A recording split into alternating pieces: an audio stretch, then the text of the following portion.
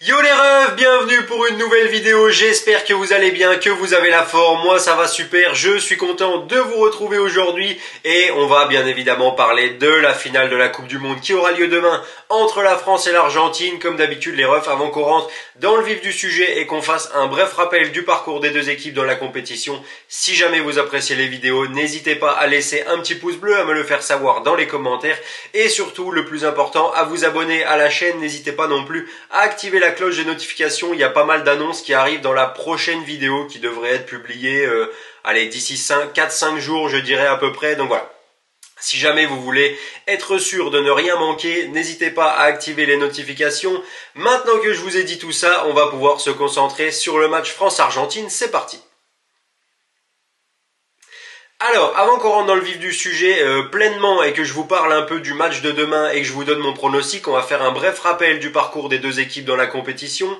L'Argentine qui s'est qualifiée non sans mal, qui s'est sortie de son groupe quand même avec deux victoires et une défaite, pardon. Alors, faut savoir que l'Argentine, ils arrivaient à la Coupe du Monde avec une confiance assez incroyable. Ils étaient sur une série, je crois, de 35 ou 36 matchs sans défaite, une des plus longues, si ce n'est la plus longue série de matchs sans défaite pour une équipe nationale. Et premier match, entrée en lice, patatras, défaite contre l'Arabie Saoudite, pardon, incompréhensible, vraiment un match horrible, pour être tout à fait honnête. L'Argentine qui s'est réveillée, qui a derrière battu le Mexique et la Pologne. Alors, non sans mal, c'était pas des victoires écrasantes avec un jeu absolument fantastique, mais voilà.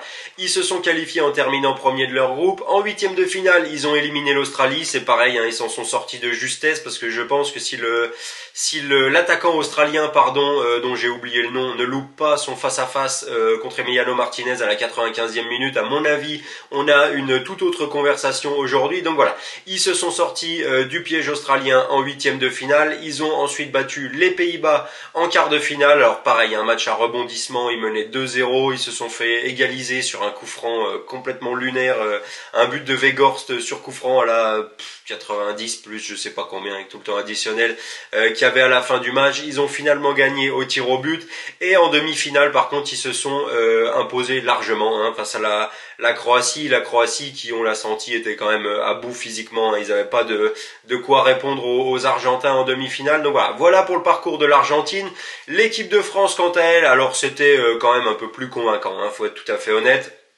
Une phase de groupe assez assez tranquille, j'ai envie de dire, malgré la défaite 1-0 face à la Tunisie lors du dernier match. Bon, pour moi, on peut pas trop juger ce match-là parce que Didier Deschamps, il avait mis tous les remplaçants. Enfin, il y avait deux joueurs du 11 titulaire, donc voilà, c'était clairement pas le match le plus fou. En huitième de finale, la France est largement et de façon très convaincante imposée 3-1 face à la Pologne. Comme je l'avais dit dans mon débrief, le score, il aurait même pu être plus large selon moi.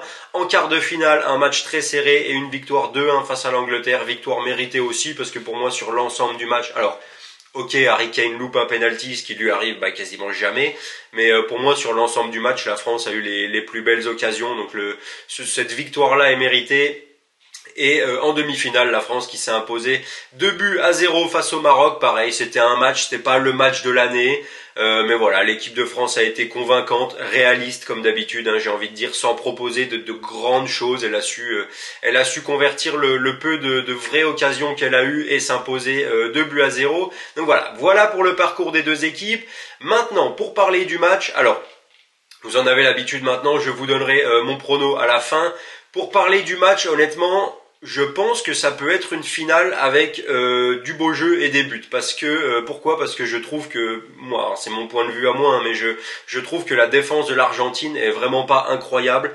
Même si Otamendi fait pas un mauvais tournoi, j'ai quand même, pour moi, une charnière Otamendi-Romero, je suis désolé, mais ça peut pas contenir Mbappé, Giroud, Dembélé, Griezmann pendant 90 minutes. Je pense que l'attaque française a de quoi poser plus de problèmes à la défense de l'Argentine que l'inverse.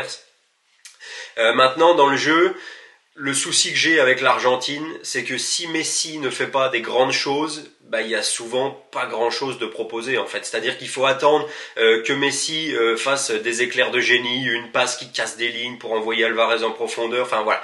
Si Messi est pas dans un grand jour, je vois pas comment l'Argentine peut battre la France, parce que pour moi ça, voilà, dans le jeu ça manque de cohérence, je trouve. Il y a encore des moments où voilà, ça a du mal, les milieux ont du mal à trouver les attaquants. Alors le milieu de l'Argentine est quand même passé à un tout autre niveau depuis que Scaloni a compris qu'il fallait titulariser Enzo Fernandez à la place de Paredes. Je comprends pas comment il a pas pu faire ça dès le début du tournoi, étant donné le niveau de Paredes que je trouve vraiment pas très bon, et surtout le niveau d'Enzo Fernandez, hein, qui est un joueur assez incroyable. Donc voilà, le niveau de l'Argentine a quand même changé depuis qu'Enzo Fernandez et Julian Alvarez devant sont rentrés dans le 11 de départ. Donc voilà, il faudra quand même se méfier de ce milieu argentin, parce que Fernandez et puis Rodrigo de Paul, physiquement c'est très costaud, ça travaille, ça récupère des ballons. Maintenant, moi ce qui me pose problème, c'est plus leur capacité à lancer les actions, à trouver les joueurs offensifs. Donc voilà, après, si on me demande mon avis, je pense que un Griezmann dans la forme qu'il est, pour moi c'est le meilleur joueur du tournoi actuellement. Un Griezmann dans la forme qu'il est, un Tchouaméni et un Adrien Rabiot en pleine forme, ça peut largement contenir le milieu argentin. Alors évidemment, ça va dépendre de la présence ou non d'Adrien Rabiot, hein, puisqu'il a loupé le dernier match contre le Maroc. Depuis quelques jours, il y a pas mal de joueurs de l'équipe de France qui tombent malades, qui chopent froid, la grippe ou je sais pas. Enfin bref, je sais pas encore trop ce que c'est ce virus-là, mais bon. J'espère que tout le monde, que tous les joueurs de l'équipe de France seront aptes et seront à 100% pardon, pour affronter l'Argentine. Mais comme je l'ai dit, si l'équipe de France dispose de tous ces éléments, je pense qu'elle est quand même supérieure à cette équipe de l'Argentine. Alors, il faudra pour l'équipe de France continuer à maintenir un niveau défensif très élevé. On a vu lors du dernier match contre le Maroc que l'absence d'Upamecano était pas tant un problème que ça, tant Ibrahima Konaté a fait un excellent match, hein. Sincèrement, il a été incroyable face au Maroc. Varane, c'est pareil, très costaud, très solide.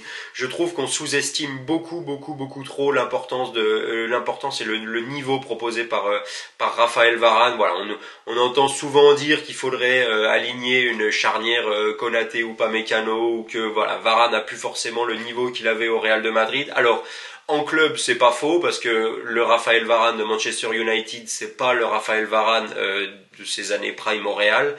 Mais en équipe de France, il est toujours très convaincant. Puis même, il est beaucoup trop important à l'équipe pour ne pas être aligné. Donc voilà, en plus de ça, il fait un très bon tournoi. Bon, sauf son premier match contre l'Australie, que j'avais pas trouvé incroyable.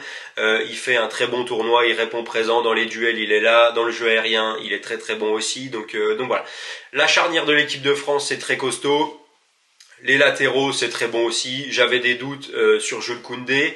Le fait est que contre le Maroc, pour moi, il a proposé une prestation défensive qui était quand même d'un très très bon niveau. Alors, offensivement, c'est sûr que c'est pas incroyable, hein. D'ailleurs, je pense que le manque d'apport offensif du poste de latéral droit fait que Dembélé ne peut pas montrer tout son potentiel offensif, parce qu'il y a pas mal de matchs depuis le début de cette Coupe du Monde où Dembélé il passe quand même beaucoup de temps à défendre, et du coup offensivement il est loin du rendement qu'il peut avoir et qu'on espérait qu'il ait. Donc voilà. Maintenant, l'important c'est que défensivement Koundé fasse le taf. Pour l'instant, c'est le cas. Il a eu un peu de mal à rentrer dans la compétition, mais voilà, j'ai trouvé ces deux dernières prestations, que ce soit contre l'Angleterre et contre le Maroc, très solides. Donc voilà, on va espérer que ce soit le cas. Et de l'autre côté, Théo Hernandez qui fait un très très bon tournoi, hein. Il a encore marqué contre le Maroc en demi-finale. Défensivement, c'est costaud. D'ailleurs, il se tape souvent le meilleur joueur de l'équipe adverse. Là, ça sera encore une fois le cas, hein, si Messi évolue sur le côté droit de l'attaque argentine. Même si je crois avoir lu que Di Maria serait en position favorable par rapport à un autre joueur pour starter sur le poste, sur le côté droit de l'attaque de l'Argentine. Donc voilà, j'ai aucun doute sur le fait que Théo Hernandez puisse tenir Di Maria de façon, je veux pas dire tranquille, mais voilà, c'est pas le Di Maria du PSG, donc j'ai aucun doute sur le fait que Théo Hernandez puisse le tenir. Donc voilà, je me fais pas des masses de soucis pour la défense de l'équipe de France. Comme je l'ai dit, pour moi, le match il se jouera au milieu. Pourquoi ? Parce que je trouve que l'attaque française est meilleure et plus équilibrée que l'attaque de l'Argentine, même si Messi est en très très grande forme et qu'Alvarez est très décisif aussi. Voilà, j'ai une préférence pour l'attaque française. À voir comment l'Argentine va défendre sur Kylian Mbappé, hein. C'est pareil, on lit encore des plans anti-Mbappé. Bon, Faudrait vraiment comprendre un jour que ça marche pas. Les Anglais s'y sont essayés et même sans un très grand Mbappé, la France a réussi à gagner. Le Maroc a très très bien défendu sur Kylian Mbappé et même avec ça, la France a réussi à gagner. Donc voilà. En fait, il faut comprendre que l'équipe de France, à partir du moment où l'équipe de France peut gagner sans un Kylian Mbappé incroyable, c'est là où elle est dangereuse. Parce que si on était vraiment dépendant à 100% de Kylian Mbappé et que personne à part lui ne pourrait marquer ou ne saurait faire des différences, là je pense que la France serait en très mauvaise position. Mais c'est pas le cas. La preuve, hein, lors des 2 derniers matchs, Kylian Mbappé, il a pas, alors je veux pas dire qu'il a été mauvais, mais il a eu une influence très très limitée de par les défenses qu'on lui a collées sur le dos. Et pourtant, la France s'en est sortie. La France a eu des occasions et a marqué. Donc voilà, je me fais pas de soucis pour lui. Je pense qu'ils peuvent mettre n'importe qui sur lui, hein, que ce soit Montiel ou Molina ou même des défenseurs centraux. Voilà, je pense qu'il peut prendre n'importe quel défenseur de l'Argentine en vitesse, en rapidité. Enfin voilà. Mbappé c'est le meilleur joueur du monde et je pense qu'il va le montrer demain. Je pense que les espaces laissés par la défense de l'Argentine vont leur coûter face à la rapidité à gauche de Kylian Mbappé et à droite d'Ousmane Dembélé. Donc voilà. Personnellement, je pense que ça va être un match ouvert. Je pense qu'on va voir des buts. Je pense que la défense française saura porter l'équipe de France vers une troisième étoile de champion du monde. Voilà. Pour moi, en tout point, l'équipe française est meilleure et plus équilibrée que l'équipe argentine. L'équipe argentine est pour le coup, selon moi, vraiment trop dépendante de Lionel Messi. C'est-à-dire que les moments dans le match où il touche pas le ballon et où il fait pas des choses incroyables, bah, y a rien qui se crée, il y a rien qui est proposé par le reste des joueurs. Donc voilà, c'est pour ça que je donne un avantage à l'équipe de France. De toute façon, même si jamais j'avais pensé que l'Argentine était meilleure, bah, j'aurais quand même donné un avantage à l'équipe de France. Hein. Faut quand même soutenir et être supporter jusqu'au bout. Donc voilà, alors je vais quand même me risquer à donner un prolo, hein, même si depuis les quarts de finale je suis quand même pas très très bon.